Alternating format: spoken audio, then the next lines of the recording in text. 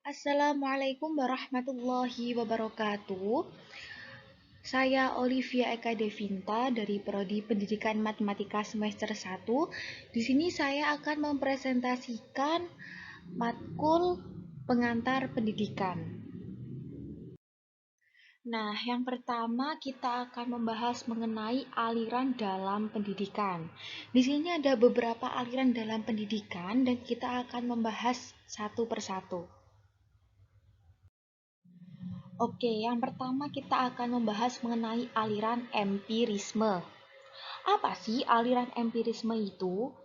Aliran empirisme di sini mempunyai arti yaitu pendidik memegang peranan yang sangat penting sebab pendidik dapat menyediakan lingkungan pendidikan kepada anak dan akan diterima oleh anak sebagai pengalaman-pengalaman.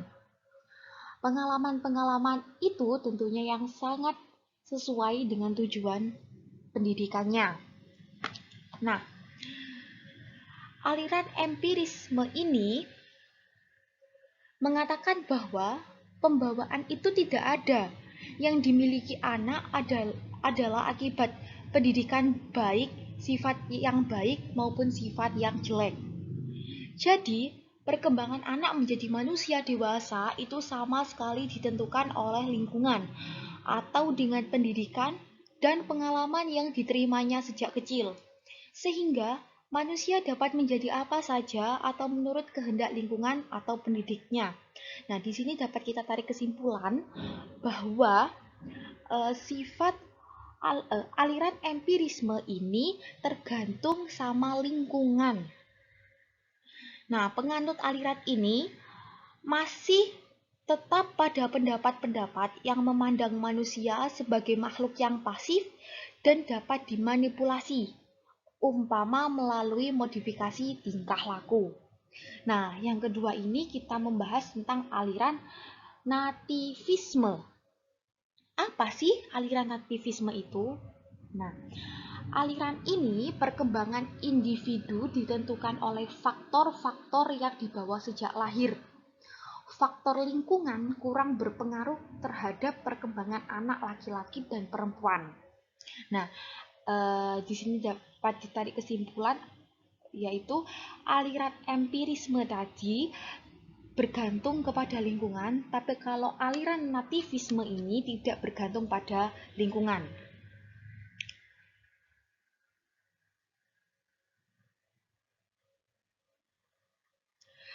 Kaum nativisme, orang yang mempercayai aliran ini mengatakan bahwa pendidikan tidak dapat mengubah sifat-sifat bawaan.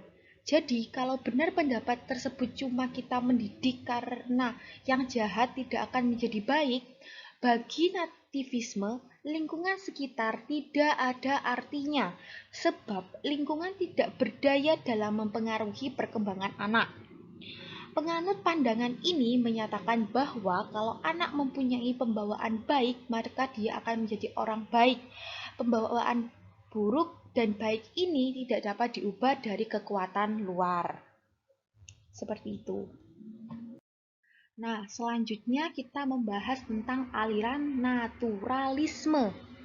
Apa sih aliran naturalisme tersebut?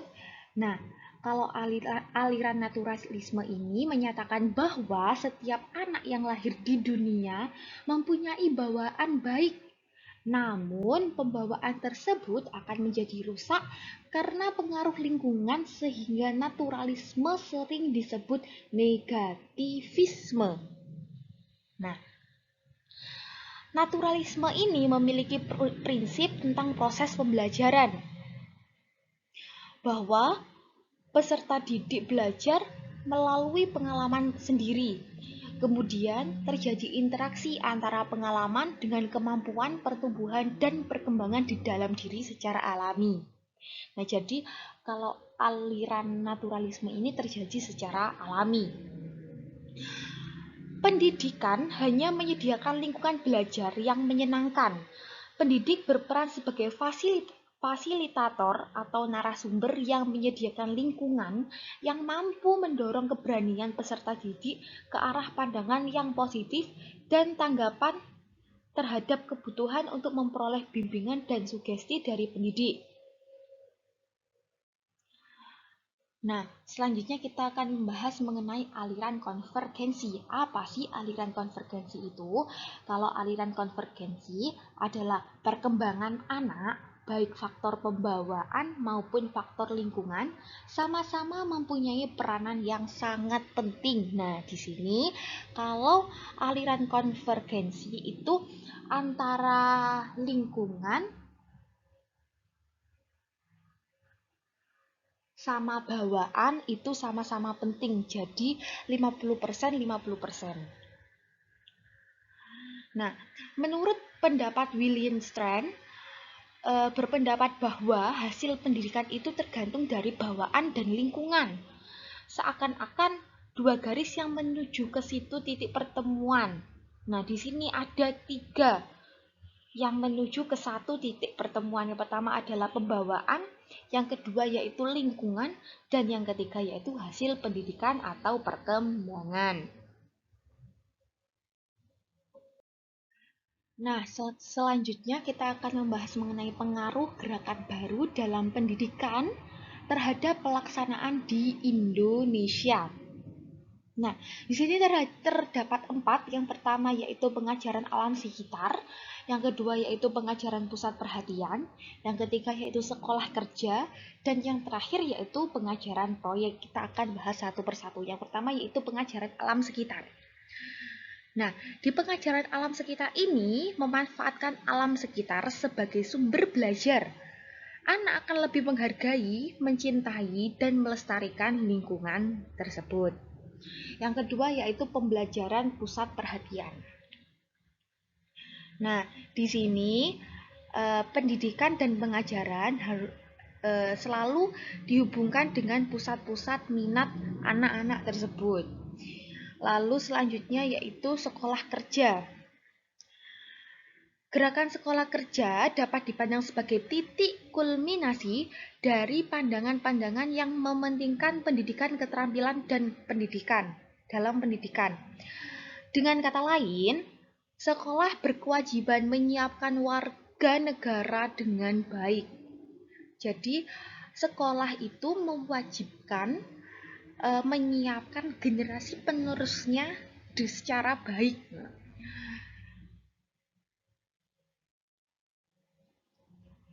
Lalu, yang keempat yaitu pengajaran proyek.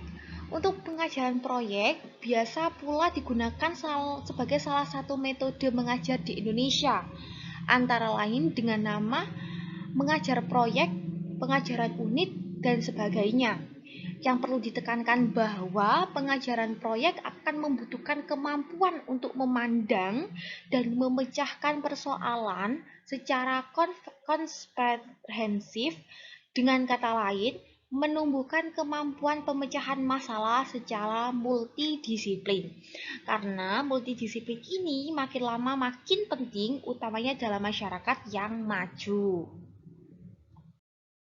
Oke, selanjutnya kita akan membahas mengenai 2 aliran pokok pendidikan Indonesia.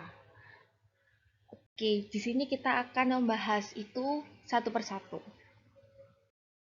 Nah, di sini terdapat 2 aliran. Yang pertama yaitu perguruan kebangsaan taman siswa, dan yang kedua yaitu ruang pendidik INS Kayu Tanam.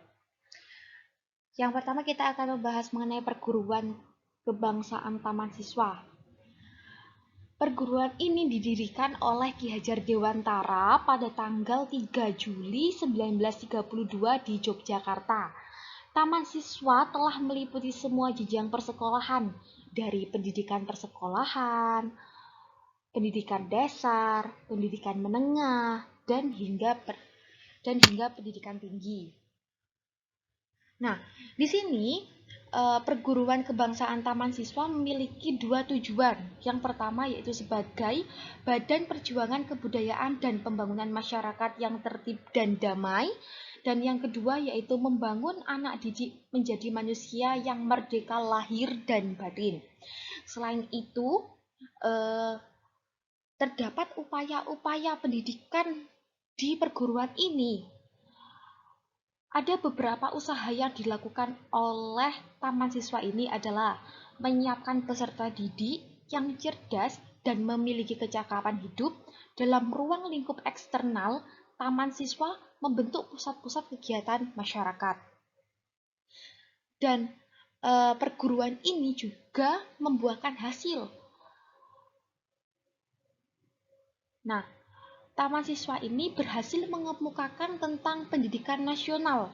Lembaga-lembaga pendidikan dari Taman Indra sampai Sarjana Wiyata, taman siswa pun telah melahirkan alumni-alumni besar di Indonesia. Nah, yang kedua kita membahas tentang ruang pendidik INS Kayu Tanam. Ruang pendidik INS Indonesia Netherlands School didirikan oleh Muhammad Shafii pada tanggal 31 Oktober 1926 di Kayu Tanam, Sumatera Barat. Pada tahun 1952 dengan hanya ada 30 orang siswa, INS mendirikan percetakan Sri Dharma yang menerbitkan majalah Bulan Sendi dengan sasaran khalayak adalah anak-anak. Nah, INS Kayu Tanam ini juga mempunyai tujuan loh teman-teman. Yang pertama yaitu mendidik rakyat ke arah yang merdeka. Yang kedua memberi pendidikan yang sesuai dengan kebutuhan rakyat. Yang ketiga memberi para pemuda agar berguna untuk masyarakat. Yang keempat yaitu menanamkan kepercayaan terhadap diri sendiri dan berani bertanggung jawab. Dan yang terakhir yaitu mengusahakan mandiri dalam pembiayaan.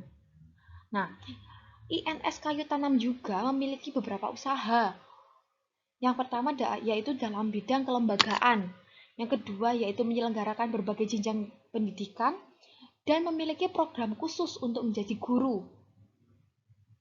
Nah, hasil-hasil yang telah dicapai oleh INS Kayu Tanam ini antara lain menyelenggarakan berbagai pendidikan, menyiapkan tenaga guru atau pendidik, dan menerbitkan majalah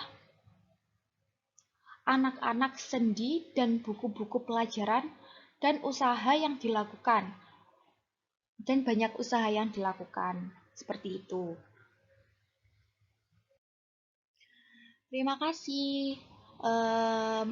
Apabila ada yang kurang paham bisa ditanyakan. Dan mohon maaf apabila penjelasan saya kurang jelas karena di sini saya juga masih belajar. Terima kasih atas perhatiannya. Sekian dari saya. Billahi taufiq wal hidayah, waridho wal inayah. Wassalamualaikum warahmatullahi wabarakatuh.